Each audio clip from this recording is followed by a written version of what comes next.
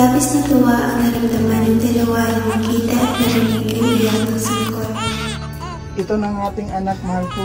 Ito ay kanilang pinangalanan Jose, hango sa depotong si San Jose. Pepe, halika na, tayo'y mag-aaral na. Sige po, inay. Sige anak, basahin mo. A, E, I, O, U. Lumaki si Rizal na isang batang matalino at ang kanyang ina ang kanyang unang guro. Kadalas ay inaabot na sila ng dilim sa pag-aaral ng pagbabasa. Ayoko na ho, inay. Pagod na ako. Gusto ko nang matulog. Sige kung gayon, babasahin ko sa'yo ang isang marikit na kwento. Makinig ka ng mabuti, ha? Talaga ba, inay? Ano po yun? Ito ang kwento ng kabataan na si Pepe na sa hinaharap ay magiging isang tanyag na si Dr. Jose Rizal ang bayani ng Pilipinas. Sa munting bayan ng Calamba, Laguna, nagsimula ang kanyang mahalagang paglalakbay patungo sa isang bayaning magbibigay kahulugan sa kasarian ng bansa. Ingat ka doon, anak. Sa Calamba, naranasan ni Pepe ang kasiyahan ng kanyang kabataan. Lumaki siya na puno ng magagandang alaala. Ang liit na mundo ko dito sa ating munting bayan. Gusto ko malaman ang mas malaking mundo. Gusto ko makatulong sa ating bayan, pero paano? Pepe, anak, marahil oras na para tayo mag-isip ng iyong kinabukasan. Gusto ko bigyan ka ng edukasyon at oportunidad na hindi ko naranasan noon. Talaga po, itay, pero saan po? Iyon ay Paralang Ateneo Municipal, isang kilalang institusyon sa Maynila. Naalala niya din yung mga panahong pinagtatawanan siya ng kanyang mga kapatid dahil mas mahabang oras pa ang nilalaan nito sa eskultura kaysa paglalaro. Ano ba yan, Pepe? Ang pangit naman yan. Oo nga, maglaro na lang kasi tayo. Sumama ka na lang kasi sa amin kaysa maglaan ka ng oras dyan eh. Hindi naman nakakalibang yan eh. Sige, pagtawanan nyo lang ako ngayon. Balang araw, kapag patay na ako, ang taong bayan pa ang gagawa ng monumento para sa akin. Pinanganak si Pepe na may taglay na katalinuhan, kaya sa murang edad, marami na siyang nalalaman sa mga nangyayari sa bayan. Napakahusay. Lubos ba ako nagpapasalamat sa inyo, aking mga maestro. Kayo ang dahilan kung bakit ko ito nagawa. Kinalauman ay naglakbay na sila Pasyano at Pepe patungong Binyan, Laguna, sa lugar ng kanilang tiyo at tiya. Maraming salamat po. Teka, pasanin mo yung mga gamit sa kwarto. Sige po, tiya. Labis kaming natuwa sa inyong pagdating, Iho. Gayon rin po kami, Tiyo. Salamat po kami sa inyo kasi pinatuloy niyo po kami sa inyo. Walang problema yan, Iho. Tayo lang naman ang itutulungan. Pumasok na din si Pepe sa paaralan na pinamumunuan ng Maestro Justiniano Aquino Cruz. Magandang araw mga bata. Magandang araw din sa iyo, maestro. Ngayon ay mayroon tayong bagong dayo mula Calamba. Mapakilala ka at makinig kayo. Magandang umaga! Ako nga pala si Jose Protasio Rizal, Mercado y Alonzo Rialonda. Pwede niyo rin akong tawagin Pepe, taga Calamba. Marami na rin akong natutunan gaya ng sining, pagsusulat, pagbibilang at marami pang iba. Maraming salamat! Ito si marunong ka pa magsalita ng Espanyol. A little senyor, Salita ng Latin. a little sir. Tumahimik. Ikaw si malit ka pang bata, malit pa alam mo, pambihira. Tunto! Dahil lalo, napapasabak madalas sa mga away si Jose sa iba pang mga bata, lalong-lalo na kay Pepe. Boy, Jose! Ay, hindi pala, Chongo. Chongo! Ako, Chongo? Chongo ba tong pagmumukhang to? Eh, ikaw, bangus! Bahala ng bangus. Kesa sa'yo, Chongo, maitim, konti lang alam, pandak! Ha, Chongo! Talagang ginagalit niyo ko Ano gusto niyo? Away? Ano to? Ano nangyari dito? Bakit ang gulo? Si Pepe po ang nagpasimuno ng lahat, maestro. Hindi po yan totoo, senyor. Gawa-gawa lang po nila ang lahat. Pepe, halika rito! Sa kabila ng lahat ng kanyang naranasan, labis pa rin niya itong pinasasalamatan dahil sa lahat ng kagaguhan nito noon. Ang pinakamagaling na estudyante sa taong ito ay si Pepe dahil pinapakita niya ang aking galing sa akademiko. Maraming salamat, maestro. Mahal kong kapatid, may nais akong ibigay sa iyo, ngunit tumungo muna tayo sa bahay at doon ko ito ibibigay. Opo, Manang Neneng, pero bago tayo tumungo sa ating bahay, patnubayan niyo muna akong pumunta ng simbahan para magdasal. Oo naman.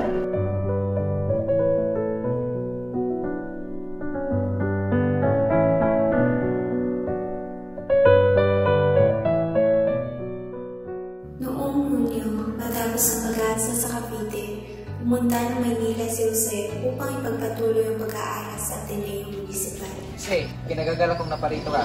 Ako rin, Senyor. Simulan na natin ang pagtuturo. Sige po, Senyor. Upang mapabuti ang kaalaman ni Rizal sa wikang Espanyol, siya ay nagpaturo sa kanyang unang guro na si Padre Jose Page. Gayunpaman, hindi pa rin naging masaya si Jose dahil naaalala niya ang kanyang ina na nasa pinanggalingan. Narito ang sabaw, inumin mo hanggat mainit pa.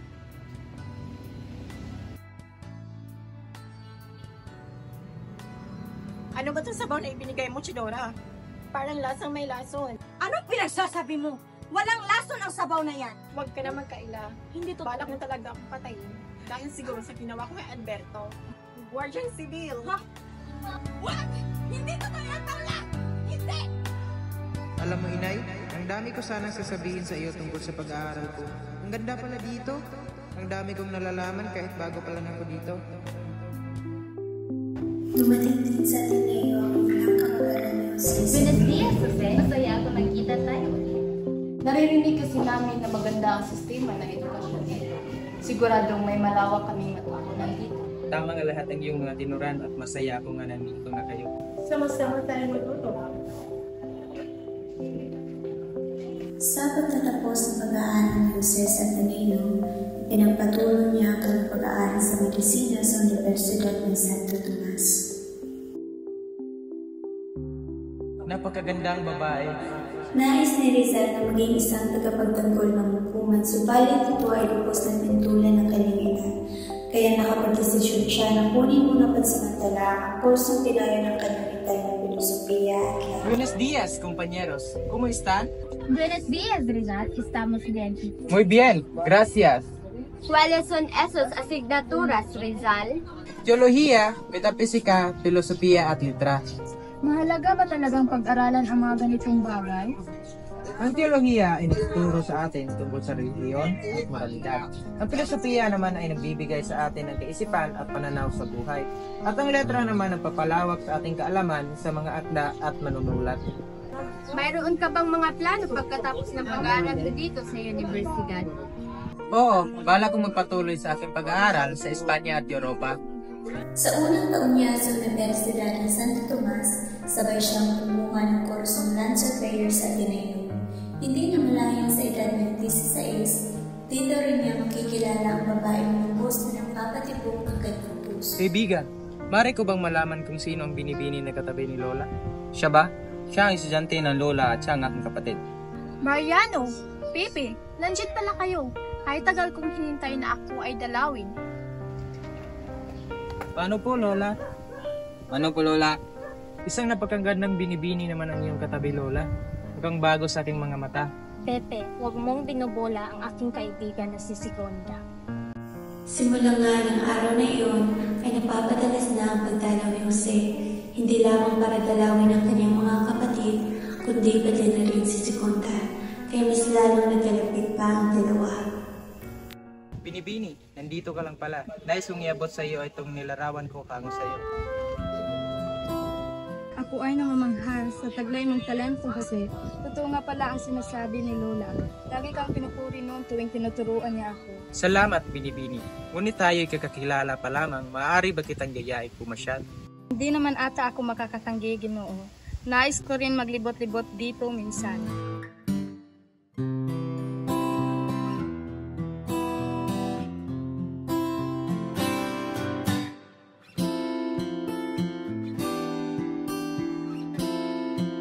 Hindi nagtagal, bumalik din si Sigonda sa Batangas at doon ay kinasal kay Don Manuel. Nagkaroon din sa isang permanenteng pamilya sa Batangas. Kaya naman, nagpatuloy ang pag-aaral ni Rizal ng medisina, ngunit sa puso niya ay patuloy ng musbong ang adikain laban sa mga pang-abuso ng mga parahe. Buenos dias, compañeros. ¿Cómo estás? Buenos dias, Senyor Rizal. Mabuti naman po ako. Nais kong malaman mo na hindi ka dapat napabaliwala o nababastos. Lahat tayo ay patay-patay at may karapatan sa respeto. Maraming salamat ho, Senyor. Ito ho ay pinakamalaking tulong sa amin. Simula noon, lalo siyang nagkaroon ng lakas ng loob na manindigan laban sa pang-api ng mga praile sa mga Indio. Buenos dias, Rizal. Estamos bien, ito? Muy bien, gracias. Ngunit may isang bagay akong naisip pahiwatig sa inyo ngayon. Ano iyong desire? Napapansin ko ang pang-aabuso na nararanasan ng mga Indios sa ating lipunan. Bilang mag-aaral ng medisina, mayroon tayong kakayanan na maging boses ng mga walang tinig. Pero Rizal, hindi ba delikado na ipapahayag natin ang ating saloobin tungkol sa pang-aabuso? Tama ka. Ito ay isang delikadong gawain. Ngunit hindi dapat ipagbaliwalang bahala ang mga pangyayari ito. Kailangan nating maging kritikal at magsikap na baguhin ang sistema. Tama. Ipaglaban natin ang ating karapatan. Kasabay ng pangalawang taon niya, si Santo Tomas ay nakilala niya rito si Leonor Valenzuela. Ngunit tutulong magulang ito sa kanilang relasyon sapagkat silang dalawa ay magpinsan. Minsan hinihilig ko kay Bathala na sana hindi tayo magkadugo at hindi tayo magpinsan. Kasi hindi ko na kayang pigilan ang bugso ng ating damdamin. Gusto ko nang ihayag ang ating damdamin habang tayo magkasama pa. Gusto kitang makasama sa inaharap, Leonora, at hindi kita iiwan magpakailanman. Pero Jose, paano na lang kung malalaman nila ang ating relasyon sa isa't isa? Ano na lang ang ating gagawin? Tinatanan kita kung hahantong man sa ganong sitwasyon. Sa ngayon, itatago muna natin ang ating relasyon sa isa't isa. Sana maintindihan mo, mahal.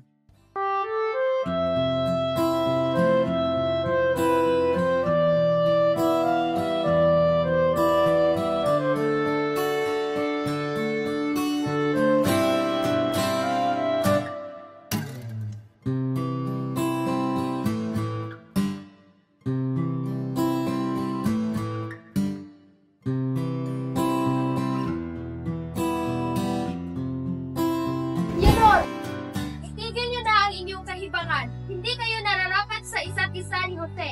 Ngunit ina, hindi mo na mababago ang aking isip. Buo na ang aking desisyon. Hindi na kayo dapat pa magkita ni Jose.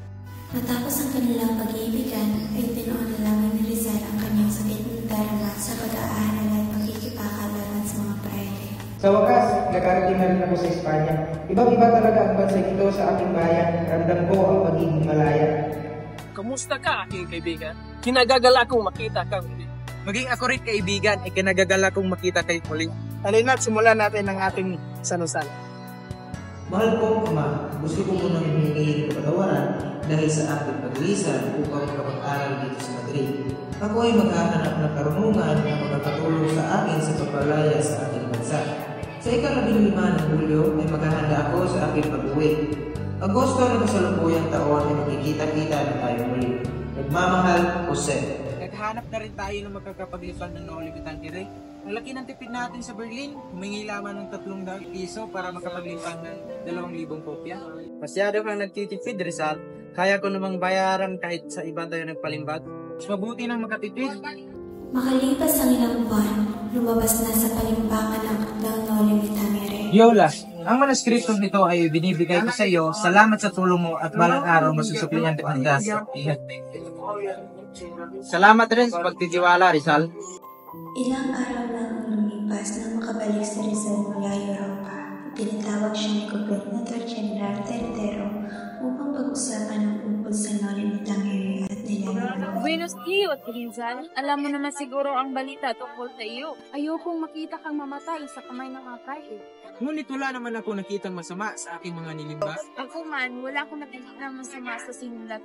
Sadyang mainit lang ang mga mata nila sa iyo. Pero kung yan ang iyong nais, ang paglilisan sa lalong madaling panahon. Dahil sa umiiral na kontrobersyal ng kanyang aklat na Nolibitan Dire, napilitan si Rizal na lisanin ang bayan. Hanapin natin ang mga akda. Sana hindi nila makita ang mga aklat ito. Sumugod ang mga sundalo sa mga bahay upang hanapin ang mga akdang Rizal. Nagkaisa ang mga pamilya sa kanilang layunin na ipagpatuloy ang laban para sa kalayaan at para sa pangarap ni Rizal. Kailangan natin magtunay. Hindi natin papabayaan kunin nila ito. Tara na! Nagkuha ko ng mga aklat. Huwag ninyong kunin ang mga akdag yan. Malaga yan para sa aming pamilya. Tigilan mo yan. Hindi niyo dapat gawin yan. Hindi na nisunder ang mga aklat ito. Dapat ituring niyo yan may respeto. Naglisa ng mga sultano bitbit ang mga utang kanilang panuna.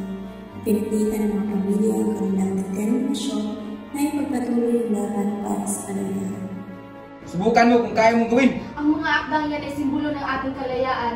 Hindi namin sila malilimutan. Hindi natin hakayaan ng mga alaala ni Rizal. Ito ang nagpapalakas sa atin. Ang mga akda ni Rizal ang nagbibigay buhay sa ating mga pangarap.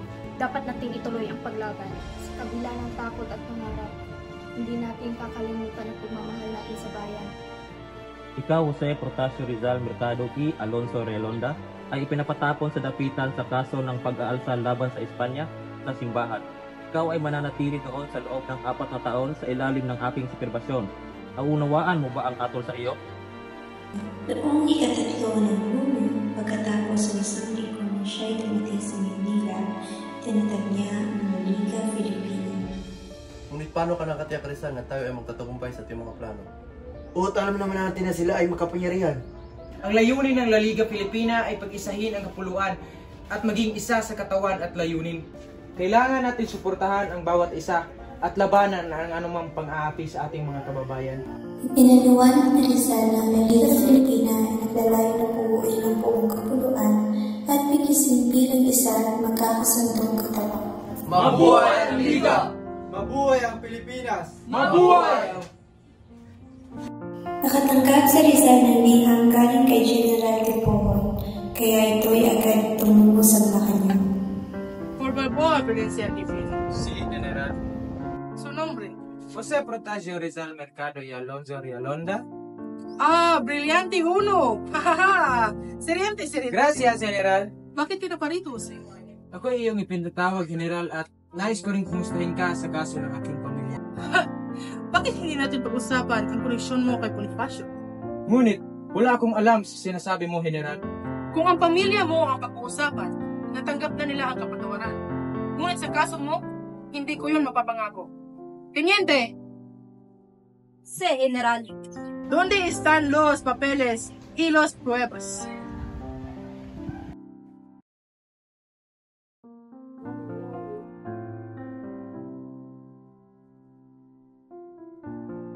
Ang mga akusasyong kagaya nito, General, ay maaaring galing lamang sa kung sino. At wala akong kinalaman dyan. Ha! Tonto! Lukuhin mo sarili mo, huwag ako. Ngunit ako'y nagsasabi ng totoo. Wala akong kinalaman dyan, General. Nasumbat na ang mga pulyentang yan ng atinusiya mo. Ano? Nagdadahilan ka pa? Pretensyoso! Sige, kunin niyo yan at dalhin kay Kapitan Calciniero. Tayo! May patas na paglilitis para rito, General. Si Jose ay pinatapon sa dapitan ng Hulyo bilang bahagi ng kanyang pagsasangkot sa kilusan para sa pagbabago sa Pilipinas. Bayang Manila ko, kapalit may buhay ko hanggang sa huling lalaban tayo. Sa loob ng 4 na taon na pananatili ni Jose sa dapitan, naging magagamit siya sa mga naninirahang loob. Naging guro siya sa mga maliliit na bata, naging bihisa sa agam, nagsulat ng matula, nagpinta ng magagandang mga obra, istra at naging negosyante. Pinagbigyan din ni Gobernador General si Rizal na makasama ang kanyang pamilya sa dapitan. Inay, kumusta ang biyahe ninyo? Siguradong gutom na kayo. Tara, pasok tayo. Matapos silang magkamustahan, naiwan si Rizal at Doña Teodora na pag-usapan ang tungkol sa mata nito. May katarata kasi yung mga mata, Inay. Talaga bang nais mo itong operahan? Ikaw ang espesyalista ng mga mata, anak. Gawin mo ang nararapat. Mamaya na po, Inay. Pepe, Maria, Narcisa, nasan kayo? Gusto ko kayo makita. Inay, wag. Inay, kailangan mo munang maghintay para maghilom ang iyong mga sugat. Kailangan mo munang magpahinga. Pero di ko alam kung ano ang nangyayari. Gusto ko itong masaksihan. At mangyayari lang yun, Inay, kapag ikay magaling na.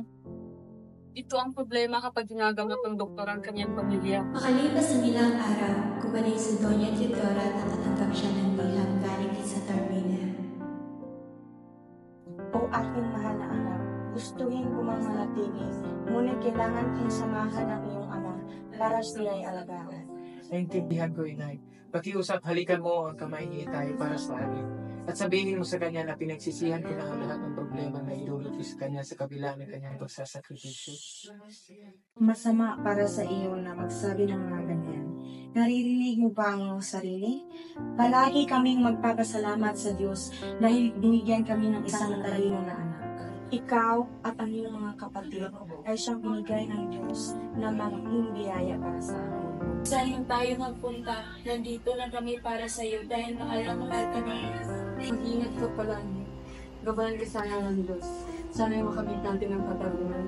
Mahal na mahal ko kayo, inay. Mag-ingat kayo palagi. Nalungkot si Rizal sa paglisa ng ina, ngunit kailangan niya magpatuloy sa kanyang ginagawa. Gayunpaman, kahit siya ay abala, hindi niya napigilan ang pusong tumibok muli para sa isang dilag.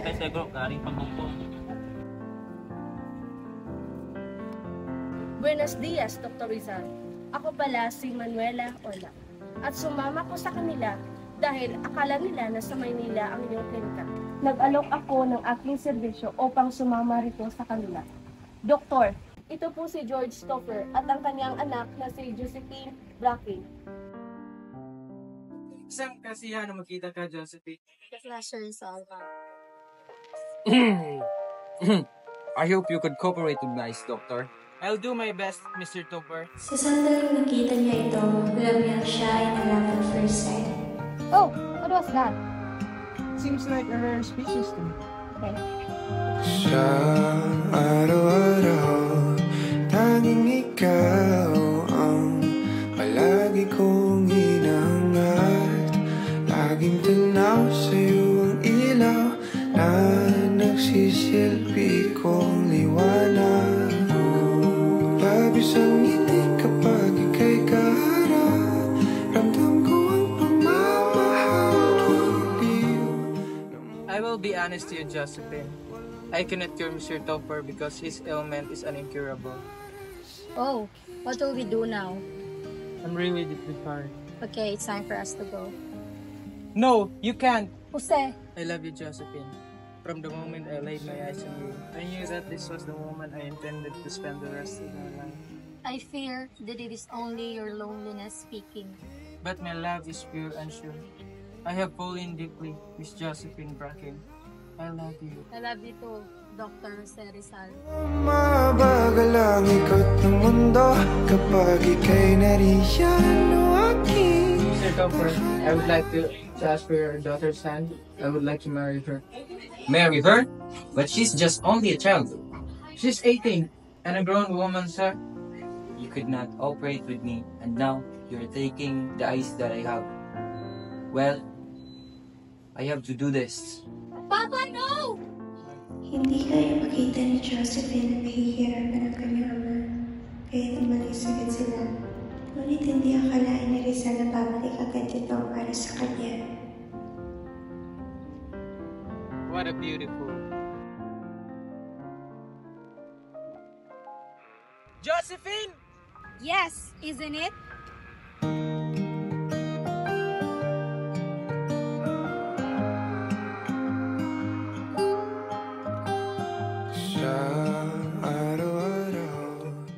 You have come back, my dear Josephine. I fear that I will never catch a glimpse of you. Yes, and here I am. Tanaw sa'yo ang ilaw na nagsisilbi kong liwanag. Alas, you have put an end to my suffering heart. Yes, I will marry you, my dear Jose.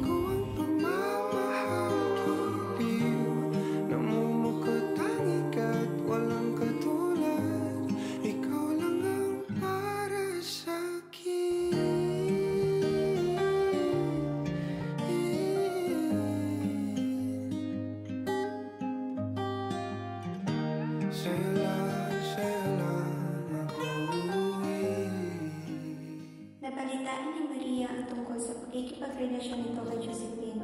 Ito ay labag sa kanyang kalooban, kaya naman agad siyang tumungo sa lapitan para kausapin si Jose. Kumusta ka na, Pepe? Mabuti naman daw, simula nang umalis kayo ng Narcisa at Inay.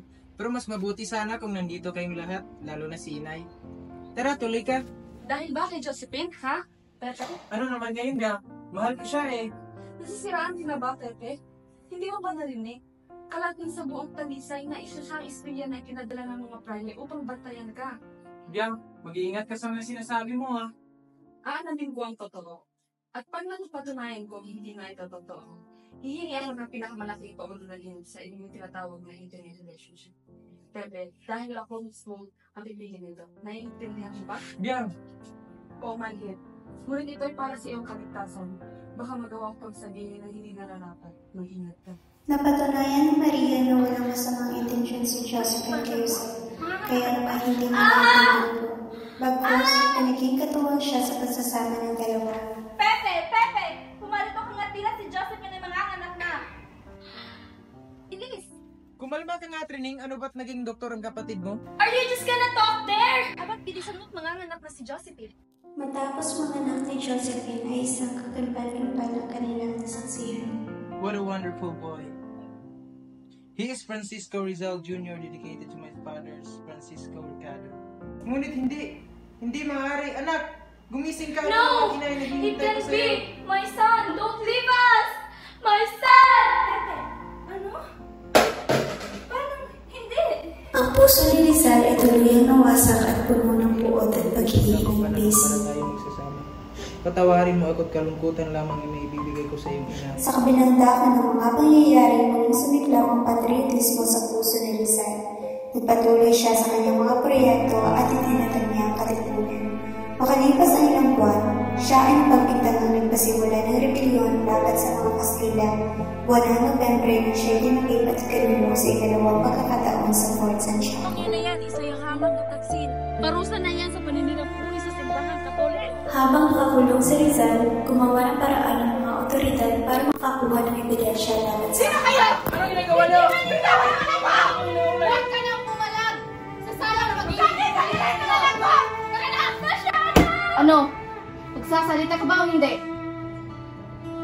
Sasabihin mo ba sa amin na ang kapatid mo ang salarin sa lahat ng nangyayari sa Espanya? Ano? Magsalita ka ba siya, no?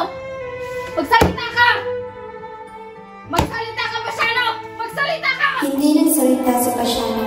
Ang kanyang labis na pagmamahal sa kapatid ay nagtulong sa kanya para itigil ang kanyang bibig. Pangalan? Jose Rizal. Buong pangalan? Jose Protasio Rizal Mercado y Alonso Realonda. Edad? Pasensya na po, ano po sinasabi niyo? Edad? 35. Profesyon? Mediko. Kilala mo ba si Bonifacio at ang buong nagtatag ng katipunan? Paumanhin po, ngunit hindi ko alam ang iyong sinasabi. Hindi ba nakilala mo siya sa isang sekretong pulong sa bahay ng Doroteo? Tinatanong kita. Hindi sikreto, Kolonel. Kung sikreto, bakit alam mo ang tungkol dito? Walang maitatagong sekreto sa Espanya. Isa ka bang taksil sa bayan? Kolonel, kailanman ay hindi ako nagtaksil sa ating bayan. Pero napatunayan mo, isa kang taksil! Sa madaling araw ng ika-6 ng Desyembre, naganap ang hindi malilimutang bahagi ng kasaysayan ng Pilipinas. Nahina si Rizal para sa paglilitis. Dinala si Rizal sa isang silid na puno ng mga opisyal at mga abogado. Magsitayo ang lahat. Mga mamamayan ng Pilipinas, ang nasasakdal ay naparito na sa sala ng rebelyon, selisyon, at pababalak ng masama laban sa bansa ng Espanya. Maaari na kayo umupo. Ano ang pangalan ng nasasakdal? Jose Protasio Rizal Mercado y Alonso Realonda. Edad? 35 anyos. Trabaho? Doktor at manunulat. Ngayon ay tinatawag si Hukom Huling para magsalita sa puntong ito. Nakusapang pag-ikayat sa pag-aaklas at pagtaguyod sa mga iligal na organisasyon. Natapos na ang pangunahing pagsusuri at handa na tayong maglabas ng hatol. Ginoong Rizal, pinapayagan ka ng pumili na iyong abogado mula sa isang listahan ng mga kabataang opisyal mula sa Espanya. Opo, iyong kagalang-galang. Pinipili ko po si Lieutenant de Andrade na aking naging bantay ng aking pagbabalik. Iyong kagalang-galang, mga kasapi ng korte, isinagawa namin ang masusing pagsusuri laban sa akusasyon kay Ginoong Rizal. Siya ay nag-usang leader ng revolusyon. Ayon sa kaugalian, hindi pinapayagan si Ginoong Rizal na magtanong sa kanyang mga saksi.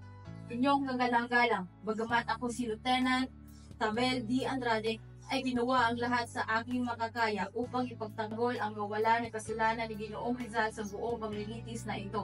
Kitang-kita na ang korte ay nakapagdesisyon na. Inyong kagalang-galang, mga membro ng korte, mga kababaihan at mga kalalakihan, nagtitipon tayo ngayon upang ilawan ang kawalan ng kagagawa ni Jose Rizal at masusing inaral ang mga ebidensya laban sa kanya. At bilang tugon, inilahad ang 12 mabibigat na punto na nagpapakita ng kanyang hindi pagkakasangkot sa pagpapakalat ng rebelyon.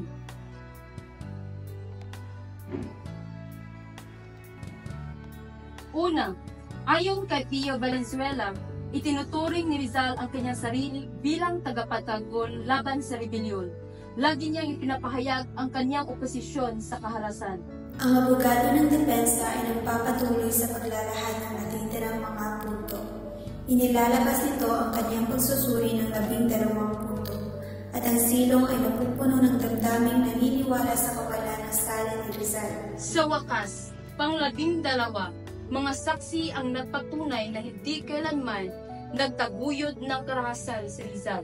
Dapat siyang binigyan ng pagkakataon na harapin ang mga individual na iyon. Bukod dito, kung siya nga'y sangkot sa revolusyon, hindi dapat nagpadala ang katipunan ng hindi emisaryo sa kanya sa dapitan. Inyong kagalang-galang mga Ginoo at ginang, hinihiling namin sa inyo na maghusisi ang 12 punto na ito na ang mga ito'y nagliliwanag sa kawalan ng sala ni Jose Rizal sa usaping ito. Silensyo! Magkakaroon mo ng isang masusing deliberasyon kung ano ang hakbang na isasagawa sa kasong ito. Hindi natin ito dapat pagtalunan pa. Kailangan hatulan natin sa kamatayan si Rizal dahil sa krimen na kanyang ginawa. Sang-ayon ako dyan! Panahon na upang tulukan natin ang himagsika na ginawa ni Rizal. Sang-ayon ako sa kaparusahang kamatayan. Kung gayon, parehas pa lang ating nararamdaman ukol sa kasong ito.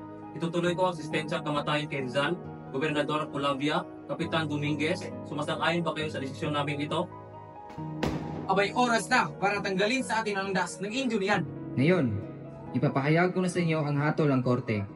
Ang nasasakdal na si Jose Rizal ay hinatulan ng korteng ito ng kaprusahang kamatayan. Ito ay pinatitibay ni Gobernador General Camilo D. Puliva at ipatupad sa 30 ng Disyembre. 1846 sa garap ng alas 7 ng umaga sa Bagong Bayan. So order! Rizal, naparito ako para basahin sa iyo ang hatol ng hukuman. Jose Protasio Rizal, ikaw na nagsasakdal sa ilalim ng kataas-taasang hukuman, ay hinahatulan ng mabigat na kapasahan ng kamatayan. Dagdaan mo ang pahayag na ito bilang patunay na ikaw ang sumasang-ayon sa opisyal na hatol sa iyo.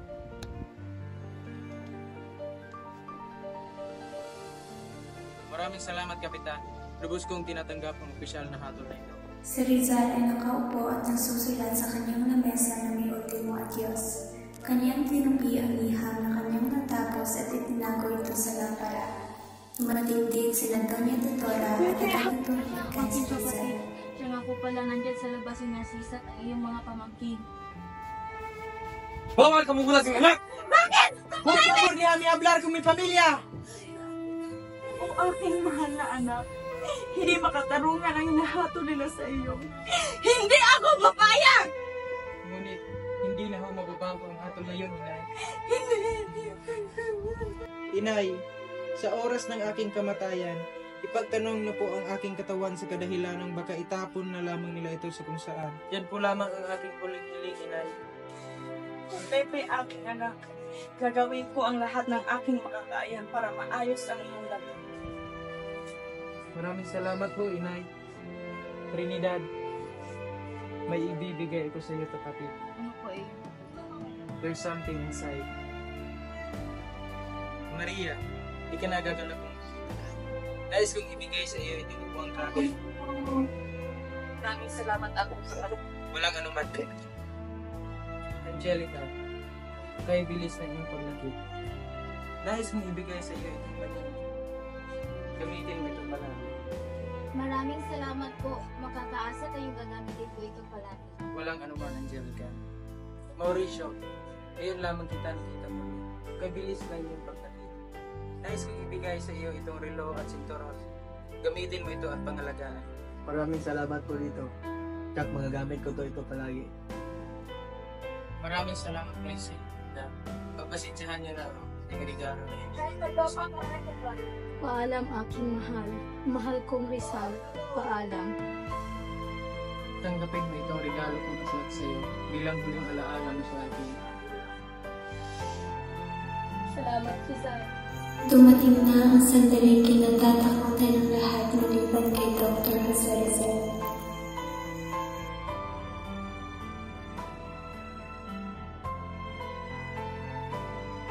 Kailanman ay hindi ako naging taksil sa aking bayan, ni sa bayan ng Espanya. On ultimo pabor, pakiusap, hayaan niyo pong mabaril ng nakaharap sa mga tao. Imposible ang iyong inihiling, Rizal. Entonces, por menos, salyar mi cabeza. Sa ngalan ng pinakamamahal at ginagalang namin Espanya, Fuego!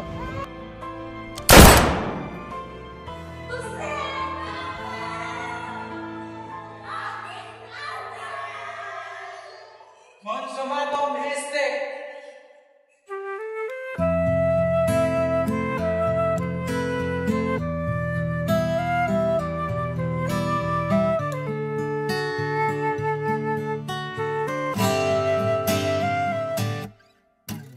Lalaki ang iyong anak, dili bara bayot. Tubang na ako iyon. Ay, dito rin nga atubang ako na tubang ni mo. O gani. Gusto kong bigyan ka ng edukasyon at What's up, world? What's up? Go. Lubos po, nagpapasalamat ako sa inyo. Po ako nagpapasalamat. Wow! Kabati. Play na go. Play na na. Ay. Ano ha? Di bali ng bangrot at least pandot. Tawa mo. May nais akong ibigay sa iyo. Ngunit sa... 1, 2, 3. Oh. Ano ba itong saban na yung binabatihan? Lola. Ana, gamay imong nawo? Kailangan gamay ato, Brad. Layo ako na yung isante ko na. Uy, ako na na. Kailangan natin tulungan. Hindi ito ang huli nating pagtutuos! Subukan mo. Subukan mong gawin. Kunin ang mga kagito. Subukin mong kunin ang mga... Kung agtang tira. Kita ka dire. At wala akong kilalaman dyan. Kalana! Tonto. Lukuin mo sarili mo. Huwag ako. Uy! Iwan ang maraguan. Balik ka sige mahal. No, you can't go. No, you can't go. No, you can't. Hag na dayon. Ge. What? Kuniti ang kamot. You have come back.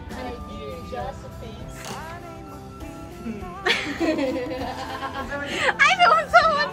Bien. Bien.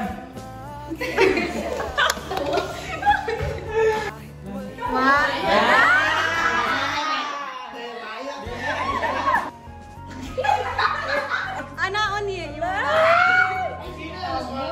Ay, katawa mo. Eh, tawa kayo. Katawa ko. 1, 2. Ay, Rag, ipakita ko na kung magkatawa ko. Ang gani, wala man good. Idaw ang video. 1, 2. Yeah.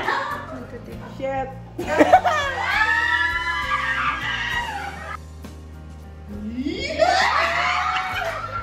Bakit ako inuulay? Ikaw, matingog ka katay. Nasa kamay! Ano ginagawa?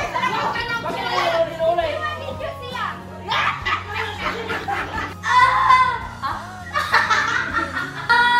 Ouch! Mga anak na to. Nasaan si Jose?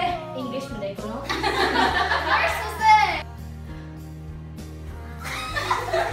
We're just gonna talk there! Uyaw dara. The air conditioner Or- is plugged. Mamatay na si Rizal, guys. Ikaw, imo, bang-bang ko no? 1, 2, 3. 1, 2, 3. Bang, bang.